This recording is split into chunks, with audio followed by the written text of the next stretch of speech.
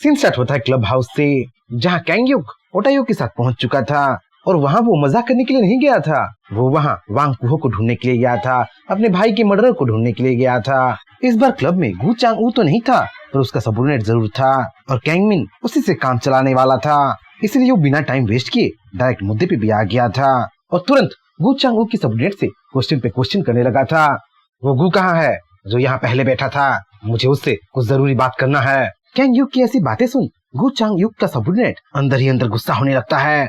चाहे कैंगयुक कैंगमिन का भाई हो, पहले वाले गिल्ड मास्टर का भाई हो, पर उसका कोई हक नहीं बनता था कि वो गू चांग ऊ से ऐसे बात करे, उनके मास्टर से कैजुअल टोन में बात करे।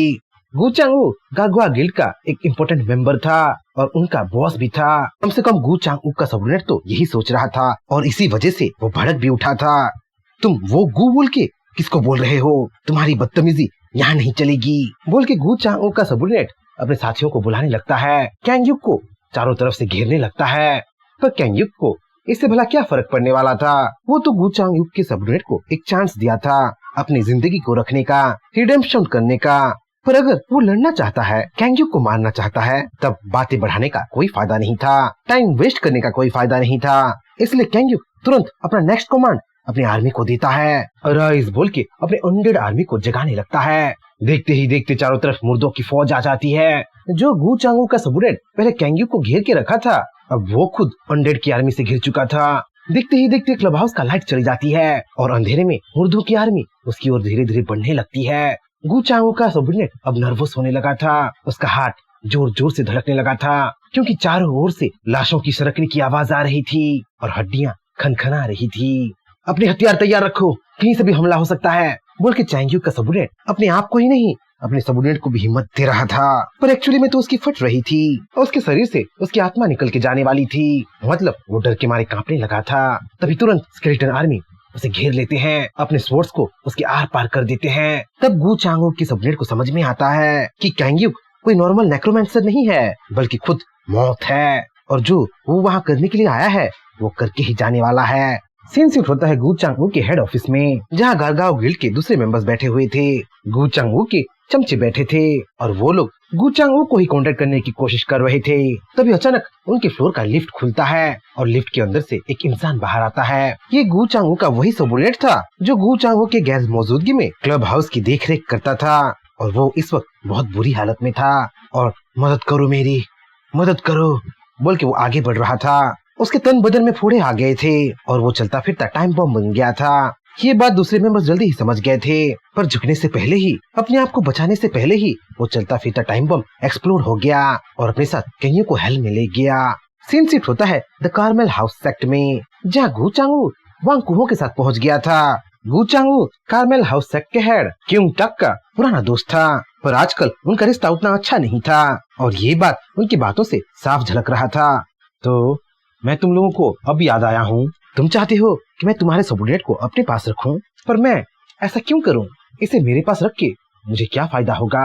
बोल के जैसे ही क्यों टक चांग ऊ और कुहो को टॉन्ट करने लगता है, वांग कुहो क्यों टक को मस्का लगाने लगता है। ये तुम क्या बोल रहे हो भाई? क्या तुम हमसे गुस्सा हो? हम ये पहली बार तो नहीं मिल रहे हैं, हमारे आपस में जो प्रॉब्लम है उसको हम जरूर सॉल्व कर सकते हैं। वांग कुहो की बात खत्म भी नहीं हुई थी कि क्यों टक गुस्से से भड़कने लगता है। चुप कर नालायक, तुम्हें बीच में बोलने के लिए किसने बोला? हम दो बड़ी बात कर रहे हैं ना, इन्हीं आदतों की वजह से तुम मुझे बिल्कुल पसंद नहीं हो। मेरा बस चले तो तुम्हें मैं यही मार दूं। पता नहीं ये गू चांग ऊ तुम्हें क्यों बचा रहा है, बोल के क्यों टक वांग कुहो पे बरसने लगता है, उसे फटकार लगाने लगता है, पर गू चांग ऊ उसे शांत करने लगता है। अरे क्यों टक, तुम इतना गुस्सा क्यों हो रहे हो? देखो हम भी कैरेमल फैमिली से बिलोंग करते हैं, मतलब हम भाई भाई हैं और भाइयों को आपस में बिल्कुल नहीं लड़ना चाहिए और एक दूसरे का साथ देना चाहिए, बोल के गू चांग ऊ क्यों टक को शांत करने की कोशिश करता है, उसे मस्का पे मस्का लगाने की कोशिश करता है। क्या हम फैमिली हैं? ये तू क्या बोल रहा है नल्ले?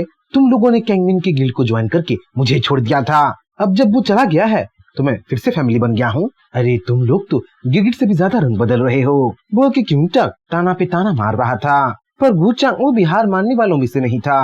वो वांग कुहो को कॉफी बनाने के लिए भेज देता है और खुद क्यों टक को मनाने लगता है। मेरे भाई अभी गुस्सा करने का टाइम नहीं है, मैं तुम्हारे गुस्से को समझ रहा हूँ, पर अभी के लिए तुम गुस्सा थूक दो। तुम्हें पता है वांग कुहो चा यो युक का भाई है, मतलब उसकी बहुत पहुँच है। इसीलिए तो मैं उसे बचा रहा हूँ, वरना मैं उसे क्यों बचाता।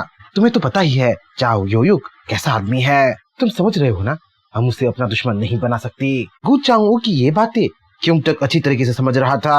क्योंगटक चा योयुक के पावर से अच्छी तरीके से वाकिफ था। चा योयुक रिटर्नर्स एसोसिएशन का प्रेसिडेंट था और पावर के मामले में वो एक मॉन्स्टर था। उसे कोई भी अपना दुश्मन कैसे बना सकता था। हाँ, तुम सही कह रहे हो, चा योयुक एक मॉन्स्टर है। उसी के लिए आज मैं वांग कुहो को छोड़ रहा हूँ, वरना मैं उसे 40,000 बार जिंदा कर कर के मारता।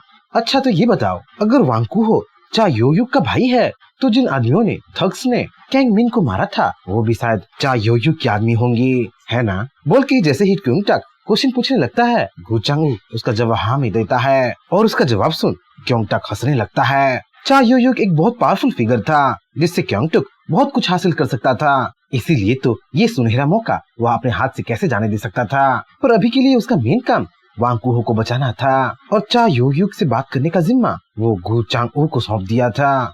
वैसे गु चांगवू भी कार्मेल हाउस सेक्ट में बैठे बैठे अपने आदमियों के बारे में ही सोच रहा था। अब बहुत देर हो गया था और इंसिनेटर प्लांट से कोई खबर नहीं आया था। वहाँ सब कुछ ठीक तो है, कुछ गड़बड़ तो नहीं हो गया है बोल के गु चांगवू सोच ही रहा था कि तभी उसका फोन जोर जोर से बजने लगता है और उसे फोन करने वाला उसी का ही एक आदमी होता है। बॉस बॉस, यहाँ एक प्रॉब्लम हो गया है, ऑफिस में एक्सप्लोजन हो गया है और वो एक्सप्लोजन करने वाला कैंगमिन का बड़ा भाई है। अपने आदमियों की ऐसी बातें सुन गु चांगवू तो गुस्से से उबलने लगा था और उसके हाथ में ब्लेजिंग आग इस बात का साफ इशारा था। वैसे गु चांगवू का ऐसा रूप देख क्योंगटक भी थोड़ी देर के लिए घबरा गया था। गु चांगवू तुरंत अपने ऑफिस के लिए रवाना हो जाता है और कॉल करके सारे अटैक स्क्वाड को एक जगह पे जमा होने के लिए बोल देता है।